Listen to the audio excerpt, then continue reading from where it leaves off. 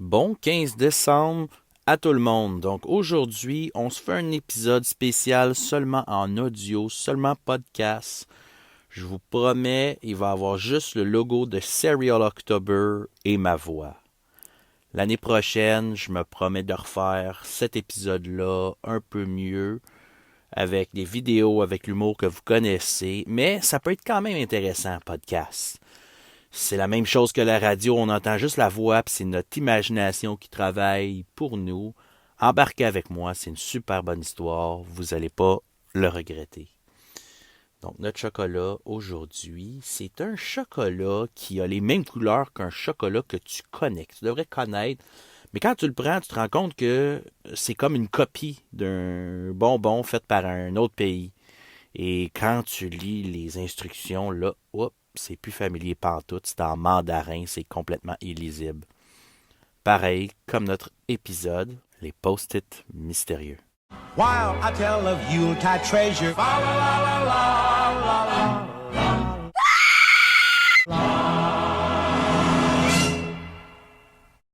Donc cet épisode-là peut aller vraiment dans tous les sens. Si vous êtes des gens qui sont créatifs ou vous êtes des écrivains, j'ai un défi right now pour vous autres avant de commencer. Je vous laisse 10 secondes pour vous imaginer dans votre tête le synopsis d'une histoire qui va avoir un peu d'horreur, un peu d'intrigue, de l'inattendu et qui m'enseigne des post-it et un forum juridique.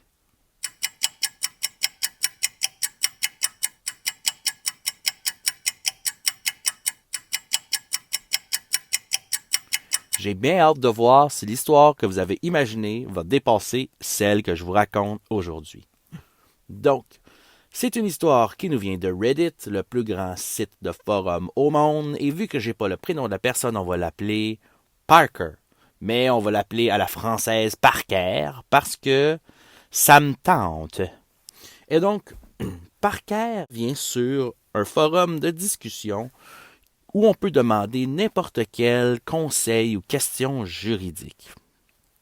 Donc, il demande c'est quoi les recours juridiques que j'aurais contre quelqu'un qui rentre dans ma maison sans ma permission, contre le proprio qui me loue l'appartement. Donc là, les gens vont commencer par dire wow, wow, wow, avant, raconte-nous donc l'histoire, mets-nous donc un peu en contexte. Donc, on recule d'un mois.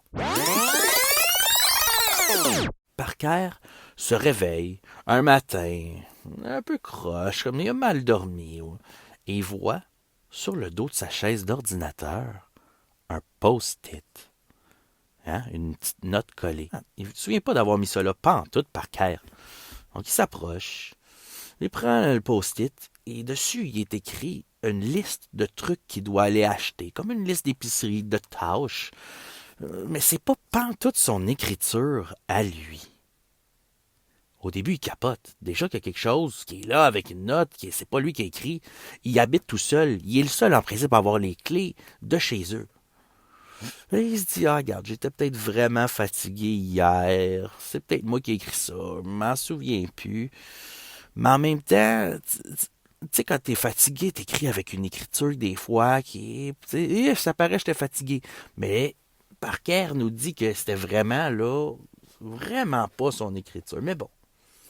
Il range ça dans les coins de tiroir de sa mémoire. Il passe à ses occupations.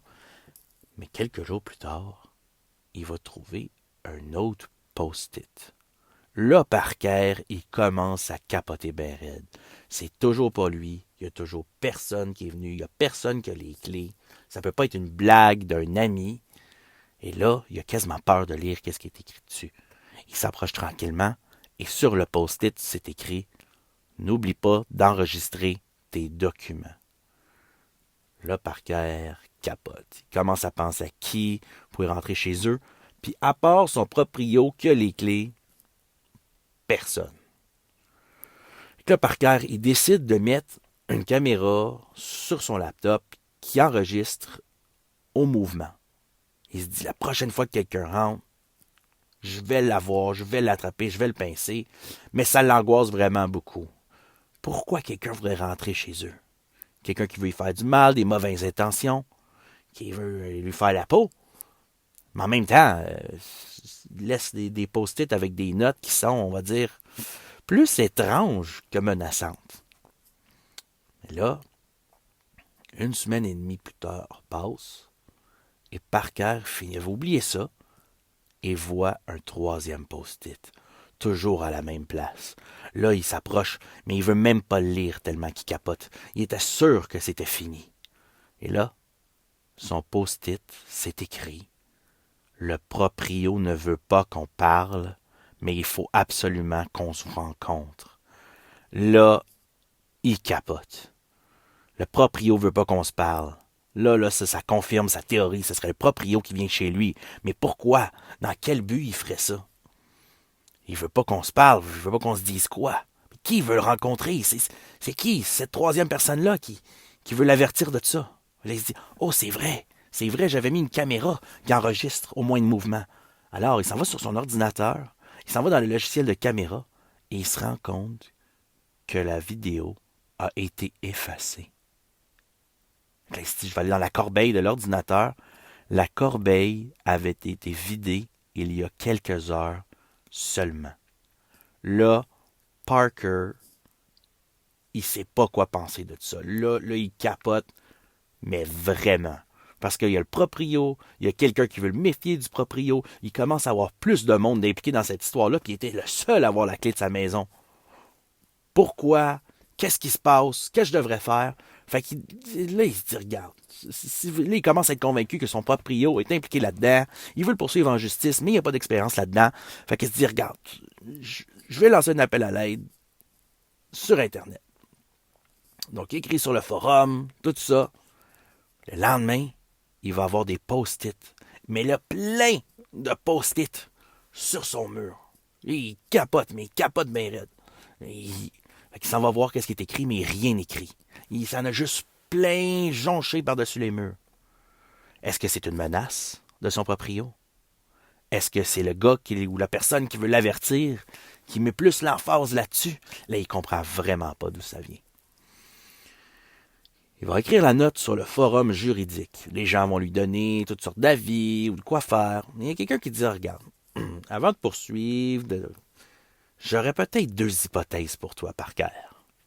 La première, est-ce que tu pourrais me donner un background de ta famille, des maladies mentales et tout ça, parce que ça pourrait être un dédoublement de personnalité ou juste une maladie qui fait en sorte que des fois, tu sors de ton esprit, que tu ne te souviens pas de choses que tu as faites. Est-ce qu'il y a d'autres objets qui se déplacent comme ça, ou quoi que ce soit? Il dit la deuxième hypothèse, ça pourrait être un empoisonnement lent au monoxyde. Le monoxyde, ça n'a pas d'odeur. Le monoxyde, ça a des symptômes. Il y a mal de ventre, maux de tête, étourdissement, vomissement, confusion dans les phases avancées et décès dans les phases terminales. Parker va être silencieux sur le forum après pendant 1 mois. Est-ce que c'est le proprio qui a lu, qui s'est rendu jusqu'à lui? Est-ce que c'est la fameuse 3e personne qui n'avait pas finalement des bonnes intentions? Eh bien, la réponse, c'est il s'empoisonnait pour de vrai au monoxyde. Le gars était en train de mourir à petit feu sans le savoir.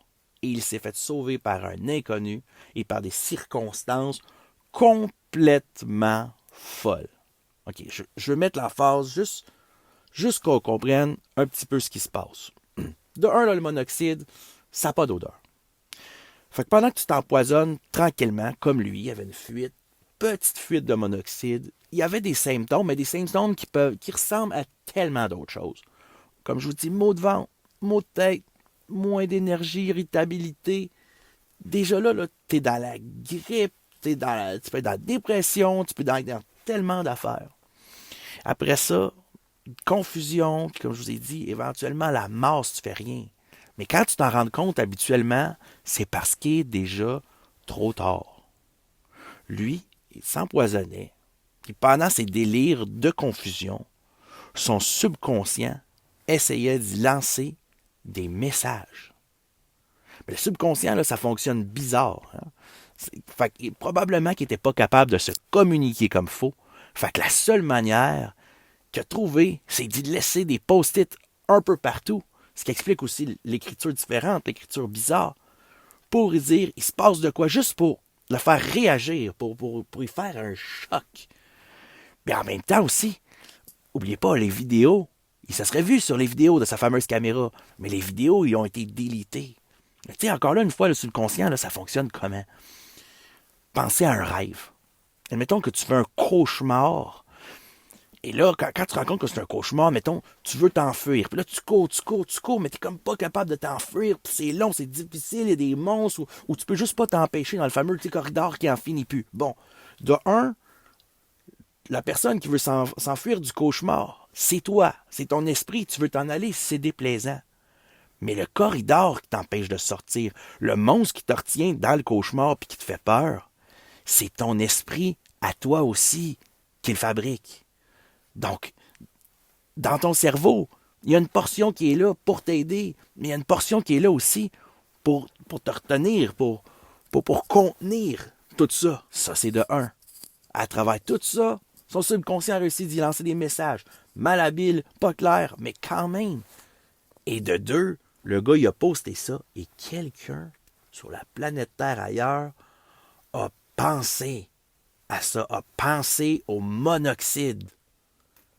Imaginez-vous tout ce que ça a pris pour sauver la vie de ce gars-là qui allait mourir. Je ne sais pas pour vous, mais moi, cette histoire-là, elle me fait à la mine de la tête qui explose de chaque côté. Je trouve ça complètement incroyable. Au début, avec les post-it, ces affaires-là, j'étais comme, oh, que ça s'enligne mal, il y a quelqu'un qui l'espionne, il y a quelqu'un qui vient le chercher, mais qui le nargue avant, puis tout ça. Et je ne m'attendais pas du tout à ça. Dites-moi ce que vous en avez pensé. Dites-moi les scénarios au début, comme je vous avais mis au défi. Est-ce qu'ils étaient meilleurs? Quand vous avez entendu post-it, horreur, forum juridique, qu'est-ce que ça a macéré dans votre cerveau? Gênez-vous pas à partager et on se voit demain pour une prochaine histoire. Oh, the most wonderful time.